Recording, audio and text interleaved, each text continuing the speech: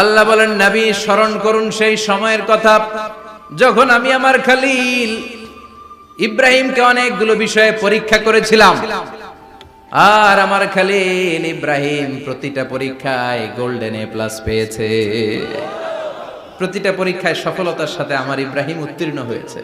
আর ফলাফল স্বরূপ আমি বলেছি, ইন্নী জাইলুকা লিন-নাসি ইমামা। ইব্রাহিম, এতগুলো কঠিন পরীক্ষা নিলাম, একটাও ফেল মারলাম না, সবগুলাই পাস। যাও, এর বদৌলতে তোমার আমি গোটা বিশ্বের মানুষদের ইমাম বানায় দিলাম। ইমাম মানে নেতা। ইমাম মানে কি?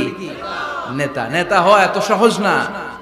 আগুনে পুড়িয়ে পুড়িয়ে যেমনি খাঁটি সোনা বানানো হয়, তেমনি কষ্টি পাথর দিয়ে যাচাই করে করে, পরীক্ষা করে করে আল্লাহ তাআলা সাইয়েদনা ইব্রাহিমকে এই মর্যাদার আসনে বসিয়েছেন। আল্লাহ বলে, অনেকগুলো পরীক্ষা আমি নিয়েছি সাইয়েদনা ইব্রাহিমকে। আল্লাহ যারে পছন্দ করে বেশি, তার জীবনে পরীক্ষাও। বিশ্বনবী বলেন, আসাদুন নাসি বালাআন আল আম্বিয়া। এই দুনিয়ার বুকে সবচাইতে বেশি পরীক্ষা নেয় আল্লাহ নবীদের। সুম্মাল আমসাল ফাল আমসাল, তারপরে সিদ্দিকিনদের, তারপরে শুহাদাদের, তারপরে সালিহিনদের।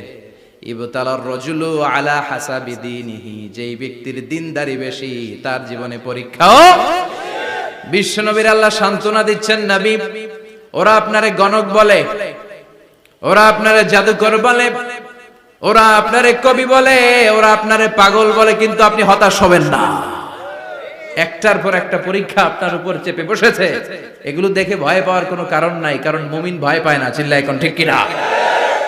ও নবী, আপনি বিচলিত হবেন না, হতাশ হবেন না। আপনার আগে যেই নবীরা ছিল তাদের জীবনেও পরীক্ষা ছিল কি ছিল না? আমি আমার খলিল ইব্রাহিমকে অনেকগুলো পরীক্ষা নিয়েছি, প্রতিটা পরীক্ষায় সাইয়েদনা ইব্রাহিম পাশ করেছে। বিশ্বনবীকে আল্লাহ সান্ত্বনা দিচ্ছেন। সুবহানাল্লাহ পড়েন। বিশ্বনবী হতাশ হবেন না। ডোন্ট বি স্যাড, লা তাহজান, নেভার লুজ হোপ। ও নবী, আশা হারাবেন না। আপনার উপর যেমন পরীক্ষা আছে, সাইয়েদনা ইব্রাহিমের উপরও পরীক্ষা ছিল। সবার উপর আমি পরীক্ষা নেই। আপনারে ওরা কবি বলে গালি দেয়, গণক বলে গালি দেয়, জাদুকর বলে গালি দেয়, পাগল বলে গালি দেয়।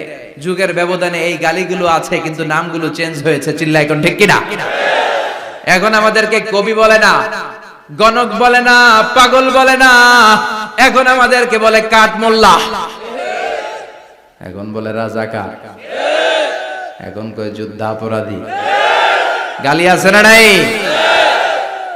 গালির ভার্সন চেঞ্জ হয়, ট্যাগ লাগানোর সিস্টেম চেঞ্জ হয়, কিন্তু ট্যাগ আছে না নাই? আল্লাহ নবীর সান্ত্বনা দিয়ে বলে, নবী ভয় পাবেন না, চিন্তিত হবেন না। আপনার যেমনি পরীক্ষা আমি নিচ্ছি, সাইয়েদনা ইব্রাহিমের আমি পরীক্ষা নিয়েছি। আর প্রতিটা পরীক্ষায় আমার Ibrahim Khalil golden A plus, first class first, global award পেয়েছে। আর এর ফলাফল হিসেবে আমি ইব্রাহিমকে বলেছি, ইব্রাহিম তোমার আমি নেতা বানাই দিলাম। Allah put Sayyidina Ibrahim in some test. In some test. Everyone has to face test. প্রত্যেককেই test and trial, পরীক্ষার সম্মুখীন হতে হয়। And Sayyidina Ibrahim successfully overcome all the tests. Allah said, Ibrahim, I'm gonna make you the leader. সুবহানাল্লাহ পড়ে। একটার পর একটা পরীক্ষা আল্লাহ নেয়ার পরে যখন দেখলেন একটা তো ফেল করে না, আল্লাহ খুশি হয়ে বললেন, যাও, ইন্নী জাইলুকা লিন-নাসি ইমামা। ইব্রাহিম, আমি মুত্তাকিনদের জন্য, গোটা বিশ্বের মানুষদের জন্য তোমার ইমাম বানায় দিলাম।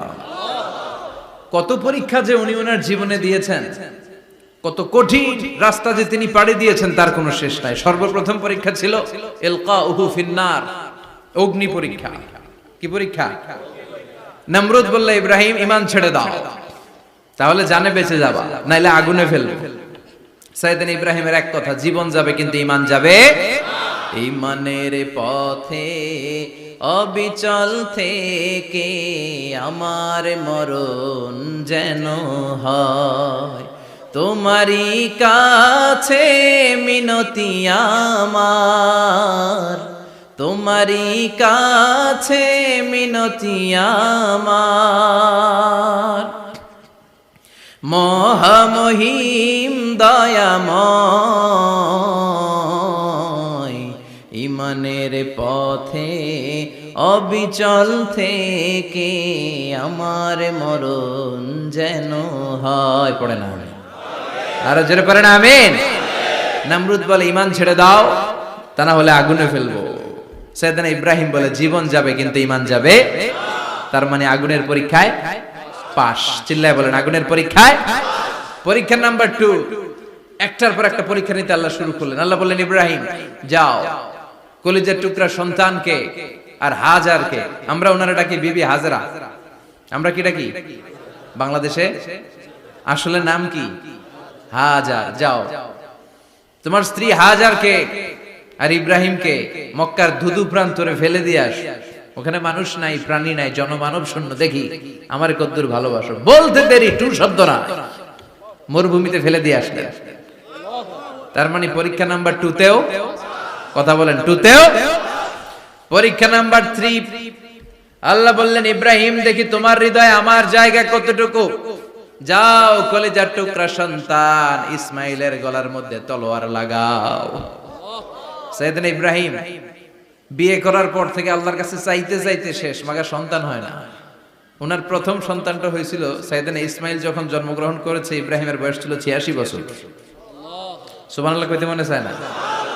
এই এলাকায় আসেনি 86 বছর বয়সে সন্তান হয়েছে? হ্যাঁ, এরকম শক্তিশালী পুরুষ কেউ আছে? আহা, 86 বছর বয়সে তো হাঁটতেই পারে না। কথা কন। সাইয়েদনা ইসমাইলকে যখন আল্লাহ তাআলা সাইয়েদনা ইব্রাহিমকে উপহার দিয়েছেন, তখন সাইয়েদনা ইব্রাহিমের বয়স, চিল্লায় বলেন কত?